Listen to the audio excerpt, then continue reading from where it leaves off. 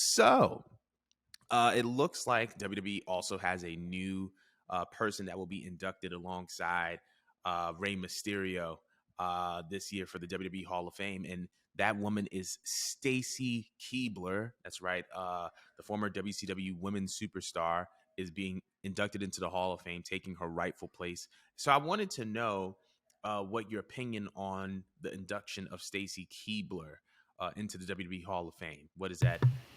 How do you feel about that?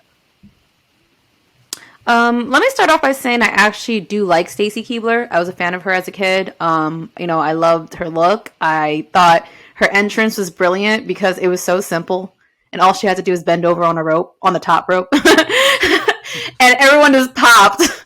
Like, that's so iconic. That is so iconic. And she did have some memorable moments. With her taking a lot of bumps and working with the Dudley Boys. That's one thing about her. She wasn't good at wrestling. She knew she wasn't good at wrestling, but she utilized what she knew. And she used her long limbs. And yeah, when it came to bumping, she did take bumps. Except for that one time with Lita when she did a moonsault. And she just lay there like a dead fish. And then Lita was so pissed off that she just stood up from her moonsault. Didn't even collect herself and just cursed her out. That's the one time I saw Miss Stacey not take a bump. Or not stopping my girl. Okay? Other than that, I actually like Stacey as a person and a wrestler. My only thing is that you had all these women that came back and they did returns and they did some work for the WWE. I was expecting someone like Michelle McCool, since she's been part of most of the Royal Rumbles. I was expecting maybe Melina, since she made an appearance last year. Mickie James, although I understand because she's an Impact, maybe they haven't crossed that bridge yet. I would love to have seen people like Jazz. Since we mentioned Michelle, I still think Layla, despite the fact Twitter wants to argue with me, yes, Layla should definitely be inducted. I just thought it was just odd. But at the same time, part of me is just all right, what exactly is the qualifications to be inducted into the Hall of Fame? Because it's so random every single year. It's never off of really anyone's work rate, who was the better wrestler, who was more charismatic. I feel like it's just random. So that's why I'm I don't really agree with it, but at the same time, Tori Wilson was recently inducted, so I'm just okay, all right, yeah, or people like the Bella Twins was inducted, or you have people like Snoop Dogg thrown in there, you have celebrities thrown in there. It's what is exactly the qualifications to be chosen, and what makes you come in sooner or later than the next person? So it's hard for me to say that person does or does not deserve it entirely, but I just personally wouldn't have went with Stacey right away. Down the line, yeah, but I think there's a bunch of girls that are ahead of her. That's just my personal opinion. I'm not mad at it. I'm just oh, okay. I guess is what we're doing. But what do you think? Honestly, I'm not mad at it. I don't know. Like you said, I don't know the qualifications of what it takes to be a WWE Hall of Famer, how it is decided, when they are supposed to be quote unquote inducted. But if there is a trend that I've noticed is that it's usually in alignment with the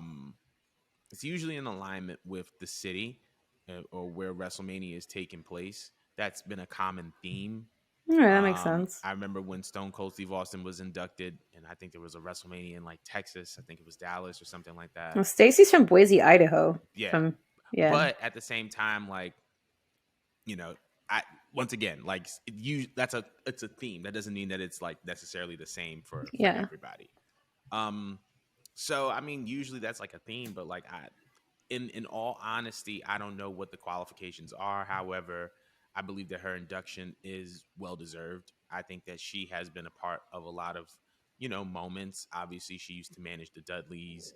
She did take some bumps. Obviously, the most notorious one was the sickest RKO that I've ever seen in my entire life back in 04.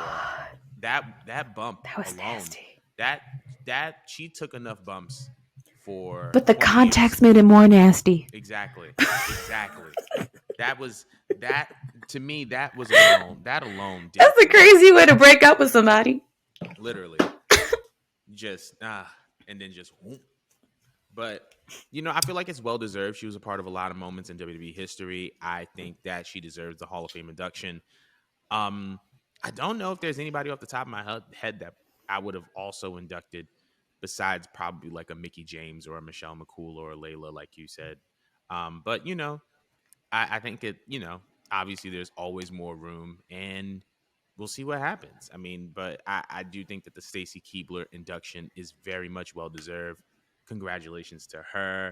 And this is a nice little class that we got. It's a nice little ruthless aggression class. So I can't complain about that. But I have one more question I want to ask. Do you think that they should just start like inducting more females at a time instead of just doing one? You know what it is? I think that because the ratio between men and women is so lopsided as it pertains to the amount of men superstars in WWE versus the amount of women, that if you start inducting all the women at once, then as you get further and further down the line, there aren't going to be a lot of women to induct unless there is this heavy influx of women who come into the WWE, have like a really good career, even if it's for like a short amount of time, and then they get put into the Hall of Fame. So I think for now, the pace is good because they're basing it on the proportionality of between men and women superstars. Because you think about it, you have your tag team division, you have your mid card division, you have your heavyweight title picture. WWE just started having a women's tag team title picture, and it didn't even have that much depth. Then you have the women's title that doesn't have much depth either. And if we talk about women superstars before the women's revolution, I feel like you can't really name a heavy amount of women that have had a Hall of Fame worthy career. So I think that the way that they're doing it is proportionate, because the way they're doing it is at a pace, because I think that is proportionate to traditionally how many men superstars they've had versus how many women superstars they've had. What about you? I disagree only because it's just that over the years now we have a spike in female talents as opposed to 10, 15, 20 years ago. We had a very small roster. I mean, you remember playing the video games and they only have like a couple girls at a time, like maybe four. Maybe when it got a little bit bigger, like 8, but now we have many different faces, so I feel like it would make more sense to induct more women at a time now, because as the decades go on, and not for nothing, females don't tend to last in wrestling as long. Not so much for like looks reasons, but because a lot of people want to settle down and have kids and be a mom and be committed at home. Right. I feel like it would make more sense over time now to put, not saying like give me 5 at a time, but like 2 to 3, I think is reasonable, because we still have some old faces from the Attitude Era that could be inducted. We still have faces from the Ruthless Aggression era and the Divas era that are all in conversation, and we haven't even got to them to be inducted. And we have so many years to go, and so many more women down the line that are that should be inducted. Right. That's how I think about it in ratio. That's a good perspective. I didn't want to say I didn't think of that, but the approach that you took was really good, and that's something to keep in mind. But I want to ask the people, them at home, how they feel about more women being inducted into the WWE Hall of Fame at a time because of the increase of women superstars in WWE. But we're moving on because it seems